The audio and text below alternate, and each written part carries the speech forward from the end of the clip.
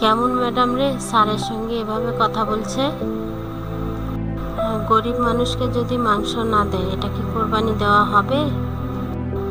Madam, আমার রান্না বান্না সব হয়ে গেছে, সব গুছিয়ে দিয়ে গেলাম, আমার দেরি হয়ে যাচ্ছে। ঠিক আছে, যা, তাড়াতাড়ি চলে আসবি কালকে, যা। মা মা তুমি এবার কোরবানি দিবা না? না রে বাবা, আমাদের তো জানিস নুন আনতে পান্তা ফোড়ায়, কিভাবে আমরা কোরবানি দিব?